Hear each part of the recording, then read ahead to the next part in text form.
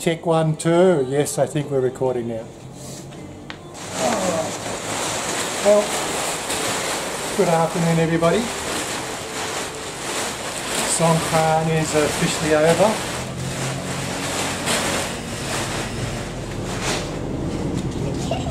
And yeah, it's time to clean the bike. I don't know if anybody realises how dirty your bikes get. With all that powder going around. Did you not play with this thing here? Stop, stop, Bill. No, don't play with this one, okay? Yes, I've got a 6-year-old trying to help me here as well. Anyway, so I don't know. I'm making a recording. Okay.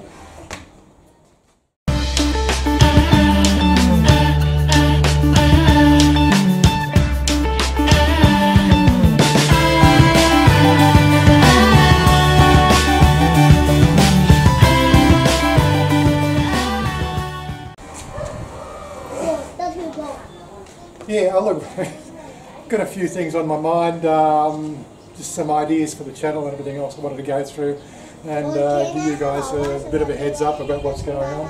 Right, as I said, it's now summer, it's the hot time of the year, and one of my subscribers sent me this stuff here called Bug Slide. Not that I've really done much, hand cleaning in the past, but it seems to do the job. For cleaning and everything else. It's a new product he's trying to get to the market. He sent me some, he says give it a try, so I'll give it a try. What? What do you want? You want to go in here?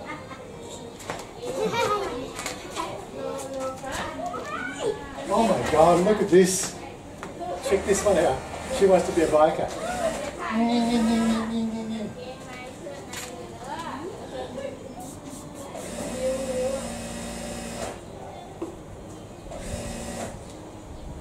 Oh, smell good.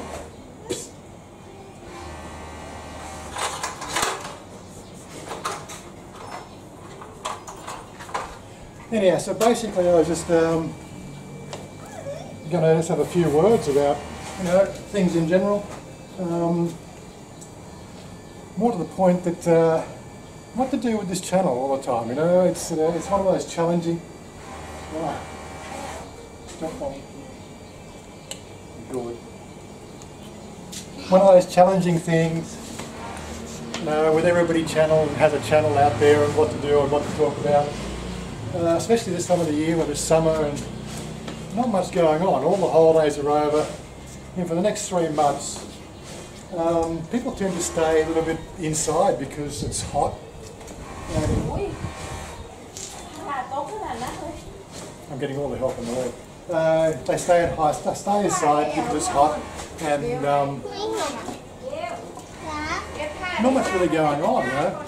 Like we've promised to take View out into the animal farm or the elephant park. I think it was Friday, so we're going out Saturday, I think it is. And go, so she wants to see the elephants. Now I've had this issue before with the people on the channel, and when we went to the Utia elephant park up there, all these armchair moralists, all the armchair moralists getting on there and just really having a go at the whole animal cruelty thing. Guess what, Thailand's just not the only place that sort of thing goes on. But for some reason they get very, very protective of that. Quite honestly, I don't really give a damn because I'm not cruel to animals. In my life, I've always had pound rescues. I've never bought a dog. I've gone rescued dogs from the pound. I've done my little bit, but for some reason these armchair moralists get on me a hard time. I'm not going to take that anymore. I think you guys got to realise now the fact that we've been doing this 2 years. It was about April 2016 was when I did my trip over here, and I'm just hoping that the sounds are going to come through properly. Yes, actually I might move the camera a bit closer.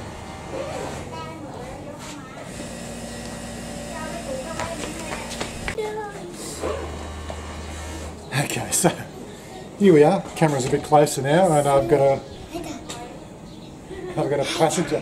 Hey. No, I can't adopt her. She's a cousin or a niece. Isn't it a niece? I don't know how that works. Yeah, so here's me just trying to think about what I was going to say. Yeah, so armchair moralist. No, I haven't got the time for you guys. One of the things that over the last 2 years, this channel here has really sort of helped me adjust to the whole Thailand living, because I'm talking about what I'm experiencing. And I think that's what's coming across, and most of the feedback on the channel we get is, they like the, frankness, the approach that I have, my personal 2 cents worth of the whole thing. I try to keep a straight face in this one, it's really hard to throw on the back. And I've got Mother now taking photos. Hey.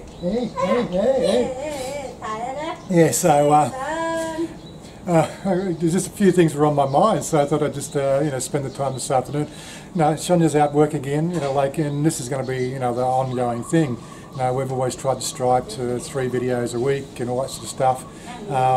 One of the reasons behind that is that it keeps me thinking about what to talk about, because I could so easily fall into that whole, look, it'll be okay, you miss 1, you miss 2, and then you miss 3 and you miss 5, and then all of a sudden your channel disappears.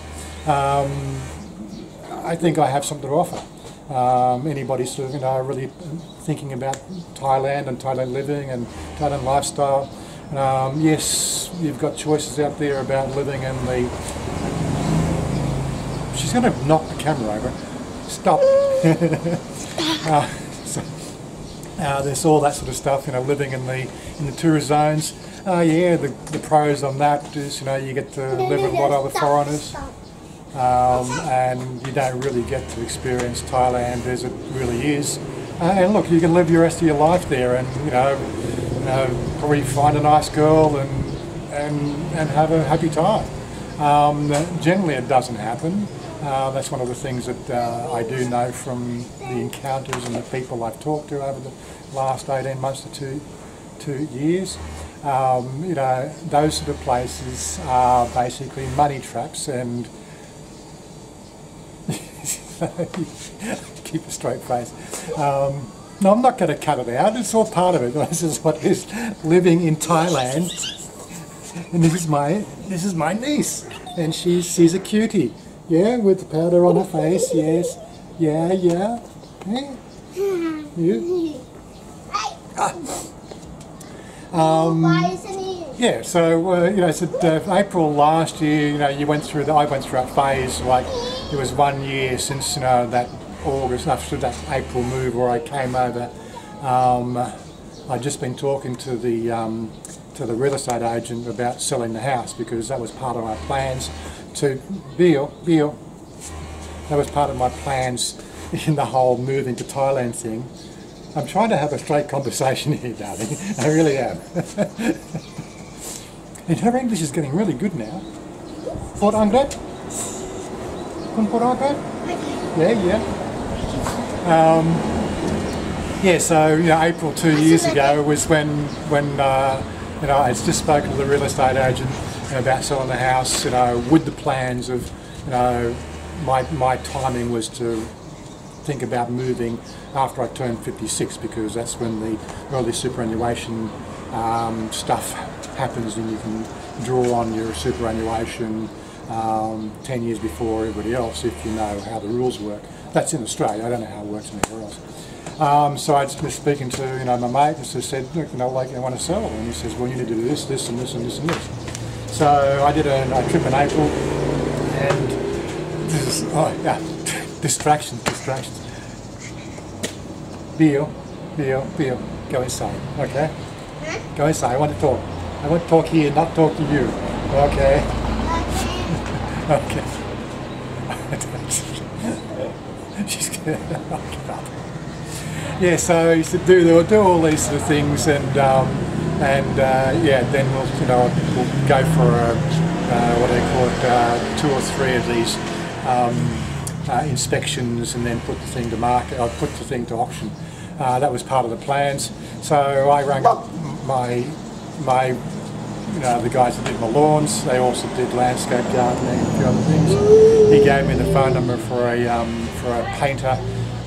So I painted the eaves or the outside of the house. We had the landscaper rip out everything in the yard, just been pretty bare bones sort of thing. And they did all that while I was actually over here in Thailand on a 2-week holiday. So as I said, getting around the whole idea of April, that's my sort of, my anniversary of the whole thing starting. And it always it's a bit of an emotional time because you start to think about all the Arsenal, the 50 odd years you spent in Australia, and are you making the right decisions? Is it going to work? All that sort of stuff goes through your head. And and as I said, we're trying to develop a channel here to give you guys some insight onto the sort of things that you're going to go through, right? If you're planning to move to Thailand, and nobody really covers this sort of stuff, and it's so hard to cover it because it is a very, very emotional thing that you've got to go through. Now I'm fairly adjusted to it now. Last year it hurt, a bit, to think about all the stuff and could you have done this better, could you have done that better. One of the things that always crosses my mind is I could probably be, I don't know, have an extra $100,000 in my investment portfolio if I'd spent, maybe $30,000 doing up the house. It probably would, the estate agent, he said that, as it stands, we're likely to get this much, and if we had this and this done, you're probably likely to get this much. And I'm going, quite honestly, I've lived here for 50 years, I just want to get out. So I actually sacrificed $100,000 to get out earlier, if you might sort of think of a way to do it. So that always sort of has an effect. Right now the Australian dollar is a piece of shit at the moment. I did all my budgets on 25 baht to the dollar. We're now 24.3. I got here it was 26.2. So you win some, you lose some. And these are other things you've got to deal with when you start to make those long-term sort of plans and how your investment portfolio is going to deal. Which brings me, to some of the other ideas. Last year I was a bit, disheartened with the whole video thing because I think I'd only just cracked sort of 600 subscribers. Now I'm on 2,200. Something subscribers. So it's grown quite considerably, or faster than expected in the last 12 months. But then of course it comes into some of the comments that I've sort of had recently on the channel. This is said, why is you've got a great channel. Well, that's not my words. I could go and cut out and do screenshots and all this sort of stuff of these things if you really wanted to. Go and find it yourself. But people are generally saying, why aren't you getting more subscribers? Why aren't you getting a bigger channel? The stuff you've got is absolutely great. And I'm going, well, there's a bit of a wake-up call for anybody who watches YouTube and doesn't really know how it works. There are these third-party organisations out there that you can pay $5 for and bang, you got 1,000 subscribers. They operate bot farms out in India and places like that, and down in Malaysia, and probably even some here in Thailand as well. Who knows? It's cheap labour, bots and a few. It doesn't cost much to do this sort of stuff. Probably sort of India's the most because they've got quite a good infrastructure of IT and stuff over there, and they've got all those university educated programmers that they really can't find work in India because there's really no infrastructure for them, but they've been studying like bastards to learn code. So yeah, they're pretty good at this sort of stuff. And for us people, YouTube, wannabes, it's so tempting to go and sort of pay that sort of minuscule amounts of money. It is against YouTube's terms and conditions. If you want to grow your YouTube channel through a monetary means, right? You've got Google AdWords. That is a recognised form of advertising, and you can do that. That gets your channel in front of real eyes by the Google AI. But you go out to these bot farms and buy these subscribers. They don't really do much for your channel. They just take money out of the minuscule Adsense that you generate on these channels, and all of a sudden you're and it's so easy. If you really don't believe me, just go and just put these channel IDs into things like Social Blade, and you wonder why, you know, oh, there's a channel there, oh, 100 subscribers in one day. Oh, and then the next 100 subscribers in one day, and then 100 subscribers, and then nothing. And then you're going, yeah, well, it could have been a viral video. You never really know, but, you know, then you just got to look at the channel, look at the content, what are they talking about, yeah. You know, can you relate to it? Yeah, something's going wrong there, you know. And you know the channels I mean. There's other ways of doing it. You can get very, very controversial. Right? There's been some controversial, you know, vloggers out there covering Thailand. They're just kids really compared to gaming channels and you know, some of the stuff that comes out of America, you know, makeup, and mate, that is cutthroat business out there. But we only see what we see. You know, this is the sort of thing. You know, you've got to understand that these are some of the back end stories. Anyway, the reason why my channel doesn't grow is the fact that I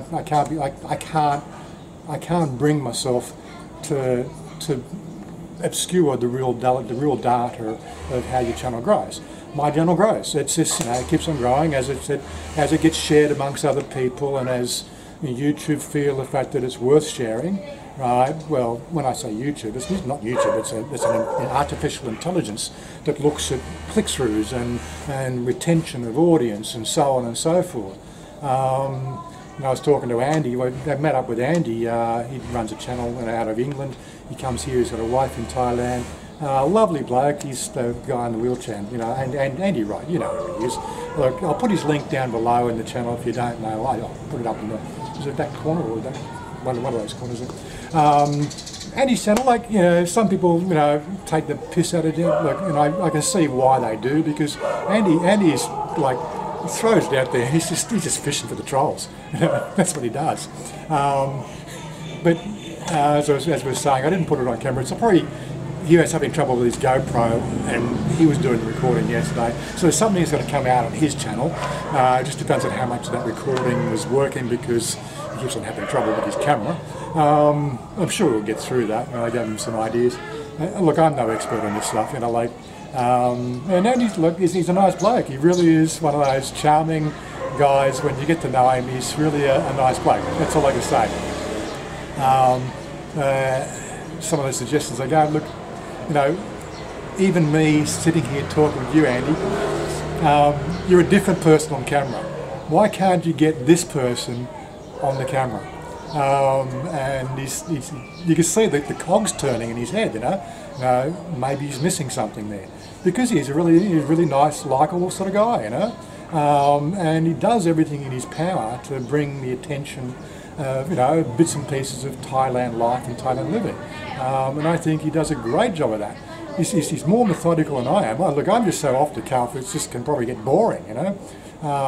You might see, I think my channel's currently doing 150 subscribers growth per month.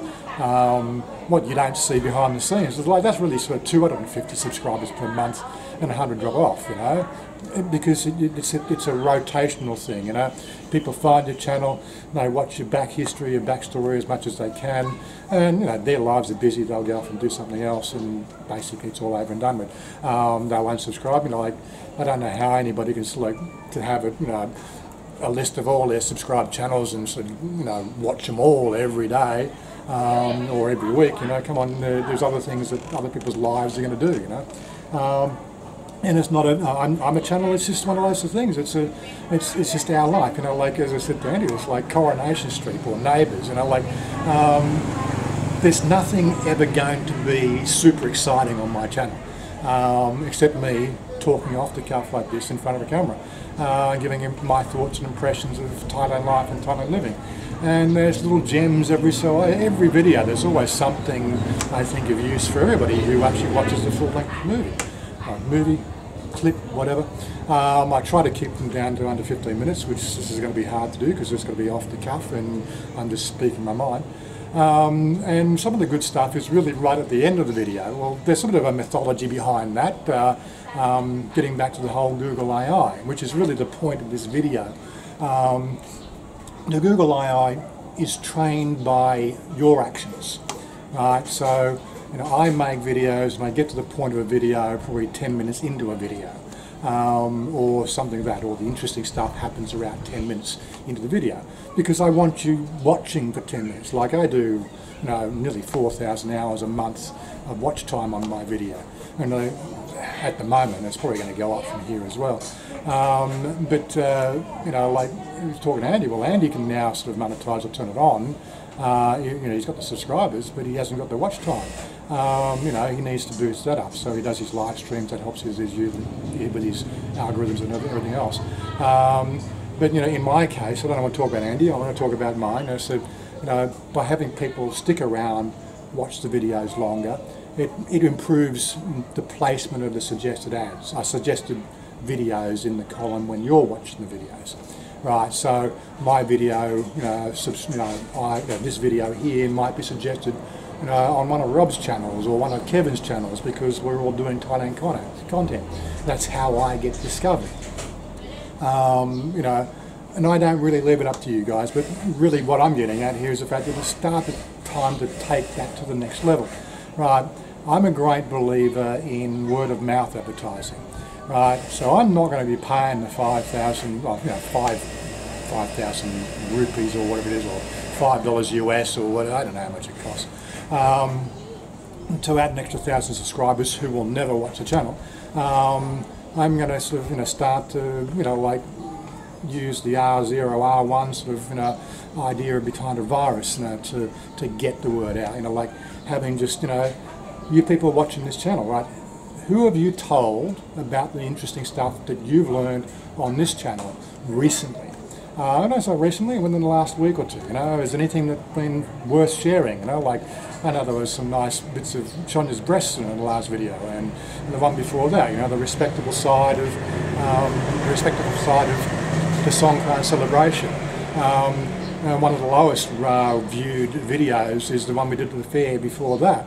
That was like New Year's Eve of, Thailand's New Year's Eve, all the fairs and celebrations that are leading up to Songkran.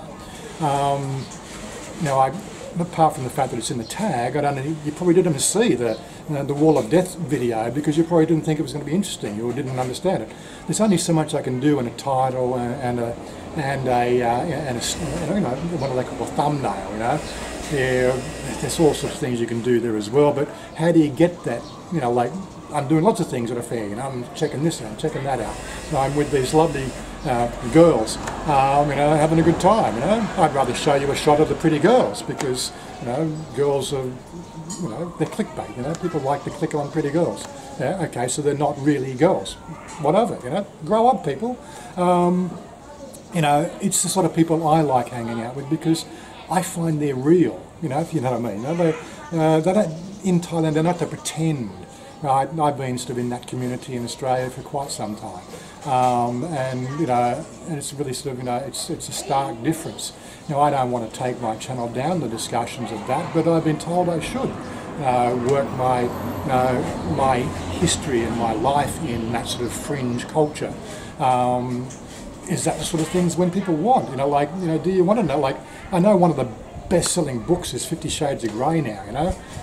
God, it's like somebody just invented BDSM. Really, come on. It's been around since like I was a teenager. I know because I was in it, and I did it for quite a bit. It's a fun lifestyle, and the people in that are fun people. Fun people to hang out with. It's all closed door. But once you got behind the door, it's really, they're really very, very interesting people. And they come from all walks of life. And quite honestly, the people I've met in that lifestyle would surprise you. CEOs of companies, let's not go into it. It's, I'm not sworn to secrecy of any sort, but I won't call out people. But I've met some very interesting people in that lifestyle. I've come here to Thailand differently. I've come here to Thailand as a regular guy, showing you a lifestyle of Thailand, living with a post-op ladyboy, with the family and everything else. I think it's a very unique perspective that nobody else out there is really doing that. And in so doing, it's worth sharing at some levels. But as I said, getting back to the whole sharing thing, right? Who out there has shared that New Year's Eve video? and talked about, God, did you see that wall of death in there? You know, I didn't really cover it very well in the video because it was off the cuff. But, you know, like, you have no idea how much that cage moves. You know, it's okay when the motorcycle was going around, you go, oh yeah, it's like an old style roller coaster, you know, when the wooden ones, that, you know, you're going around the corners in the wooden roller coaster and you feel the wood underneath you swaying. Well, this whole thing was swaying, and then they got that damn ute. Mate, I thought that thing was going to fall over, seriously. It was quite thrilling. My heart was racing. And I'd never done it before. I'd never seen a wall. I've seen plenty of videos, I've heard plenty of stories, but I'd never actually sat there and, you know, like, as I said, Shani was trying to give a $100 tip to, you know, the driver of that ute as he came around. He picked a few up, you know how it works. But seriously, it's just one of those things that, you know, I've never done before, and I found it quite surprising. So getting back to the whole point of this thing here, I'm not going to be growing my channel through artificial means. What I'm now going to do is I'm going to try to, in every video, just give you a bit of a reminder call out the fact that, you know, have you, you know, thought about sharing this video with other people, right? This is one of the things in the AI algorithm that they look for. Right, okay, I share my video, but I share my video through my website, you know, because I want to retain people into that area. Why do I have the website? Well, it gives you an easier access to the way I've categorised the last 12 months of videos. Right, I've got specific category topics. Right, so if you like the Buddhist, you know, life, you know, Buddhist, you know, like the cultural side or the Buddhism side or things like that, you can click on that sort of category, and then that sort of cuts down the different videos in that sort of category, so it makes it easier to see them in a timeline. That's one of the reasons why I do it, because I can't do that on YouTube. Right? Yeah, I could make up playlists, but then of course I'd have, you know, how many playlists, and it becomes quite a chore. Right? And I'm not here to do work, for crying out loud, you know. You know, I can't even talk. The bug slide. I can't even give the guy a hand to promote bug slide, because although I would talk about it, right, that could be considered, you know, like earning an income. Although I'm not earning any, you know how it works. There's some crazy rules over here. The bug slide. Well, so far I've used it a few times. Seems to put a nice shine on my bike. I don't need to use water. It's great on the plastic, blah, blah, blah. There you go, there's the advertising promo for it. You know, I'm not expecting anything from it. I got a free, okay, it's worth 600 baht or something, you know, if you're buying at retail. All good, you know, you get a cleaning cloth. All good. Check it out yourself. You know, look, I don't think he's got a website up yet. You asked me what my opinion was. Well, here's my opinion. I think it's worth looking at, but I don't know how to compare it to something else, because, quite honestly, in Australia, I would pay someone to wash my car. You know, there's always a 15-year-old one looking for pocket money somewhere. And same in Thailand. Well, you know, like I could just say to Pa, here's 200 baht. Go on. Yeah. Go and get my bike looked at for a clean up and a polish. You know, you get the idea.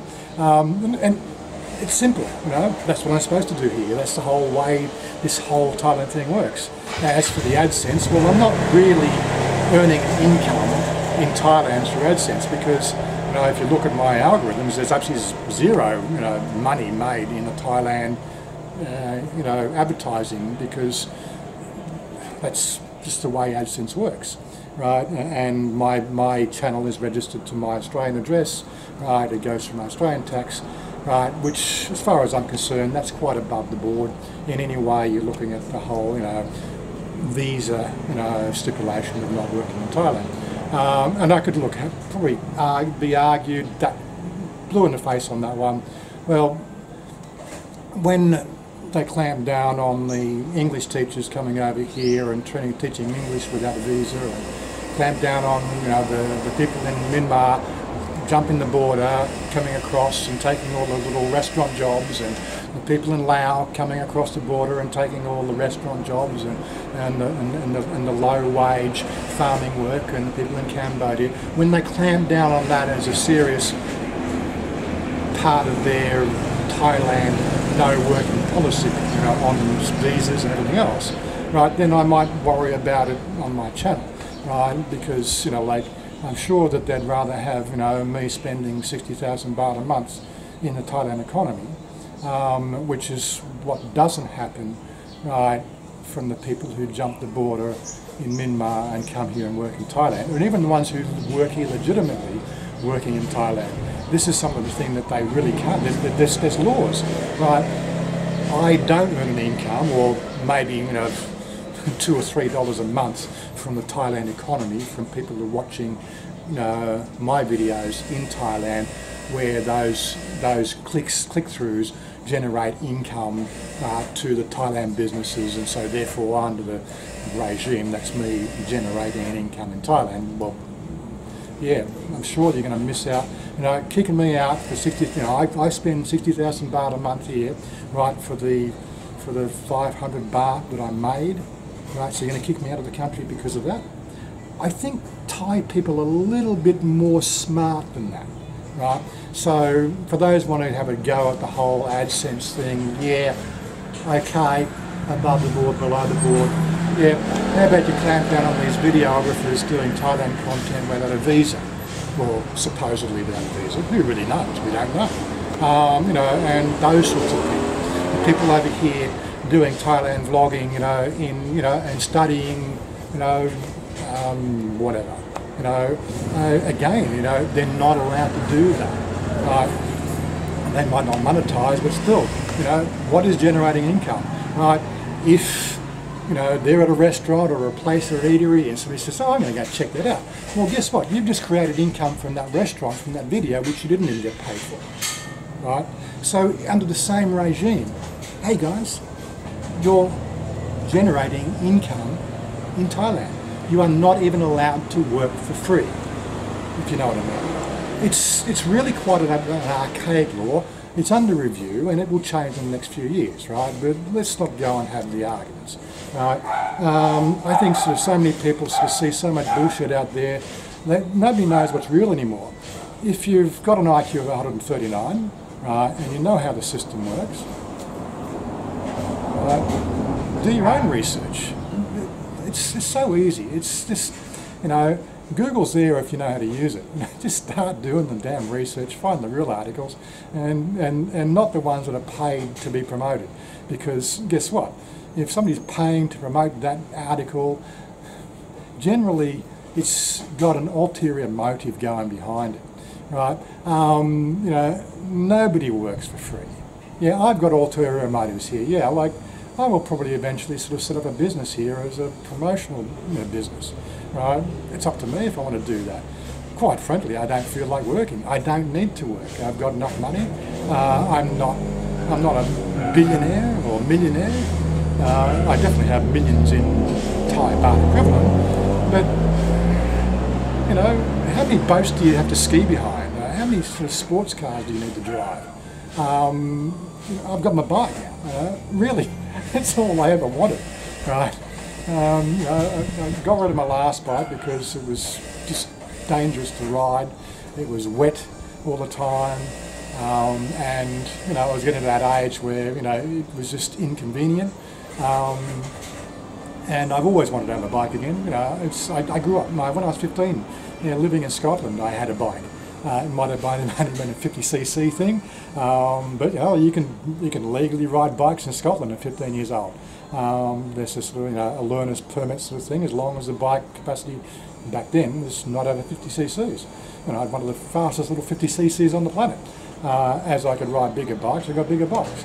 I went into trail bikes. I did a couple of years on trail bikes. Trail bikes are fun. That's why I'm not scared of Thai traffic. I think Thai traffic's just pussies. You get a trail bike out there in the dirt, mate. Yeah, that's riding. It teaches you reflexes. If you don't, you soon find a log through your arm. That's real riding. Thailand traffic, is so predictable. It's not funny. And as I said in the last video, it's one of those things. Thai people, are conditioned. 80% of their population are conditioned to be bike aware from a very early age because they themselves rode bikes. Yeah, look, there's always idiots out there. We've got 65 million people in Thailand. We've got 8 million people in the Bangkok province, for instance, right? And not all of them are road bikes. The arseholes of the driving community are the ones that earn lots of money and never had to ride a bike. They're really the idiots, or the C's of this area. And ones who will quite happily cut you off, in the middle of a lane change because they're not bike aware and they've got a rod up their arse so far that it comes out past their teeth. They're real arseholes, honestly. Yeah, so people have asked also, why I'm a little bit more frank on my channel. Yeah, I am an Aussie. You might catch an expletive every so often, but hey, it's part of the way we do things. There is terms and conditions here in the YouTube land, and I've got to abide by those terms and conditions, otherwise I'll pull my channel down. I've learned not to really call out other channel names specifically. I'll let you do the Google searching yourself. For the intelligent people who do want to find that information out. It's all right. I don't need to play the catch-up game. 80% of the Thailand vloggers out there, in my opinion, are paying a little bit extra. Now they might be paying an extra through the Indian bot farms for fake subscribers, or they may be actually paying decent money through AdWords to have Google promote their YouTube channel. Whatever. No, I'm going to do it a different way. As I've always been doing things differently. If everyone wants to turn left, I turn right. I'm going to really make an effort to have you guys out there think about what I talk about with your friends. Have you checked this guy out? Yeah, I know some of the stories are a bit long-winded. I don't like jump cuts in the video. I find that this sort of openness and frankness. I won't do it all the time, but it gives more of a reality to the whole channel, right? That's it. This is me thinking out loud, trying to think of an idea and a topic to go off, right? So what am I going to call this one? One of my biggest challenges is what to call a video, and I don't want to have clickbait titles that draw you in, right? And it's got nothing to do with the title, right? Because again, that's against the terms and conditions, right? I don't want to put pretty bikini girls on the front cover of the thumbnail, unless of course we actually see those bikini girls in the video, right? I saw one video on my suggested video feed yesterday, no joke, it's been up for about 10 days. It was a young girl, probably in China or Japan somewhere, in a sort of slinky teddy, right? She doesn't even say, well, she says a few words, but she's basically on her phone texting for 15 minutes. 3 million views, right? 3 million views for 10 days. Give me a break, people. What is the mentality of the people who watch YouTube? I'm sorry, I don't want that audience on my channel because generally they're all assholes, right? But, I'm just looking for those people who, maybe around my age, maybe a little bit younger, the people who are, sick to death of paying, 70% of their real wages in taxes. Yeah, okay, you might only pay, like 20% of your tax in your paycheck, but then you got your sales taxes and your import taxes and other taxes and your road taxes and insurance taxes and taxes, right? And what sort of lifestyle you're leading. That's a bit confronting to most people, right? Economise, start to think about what you're spending money on.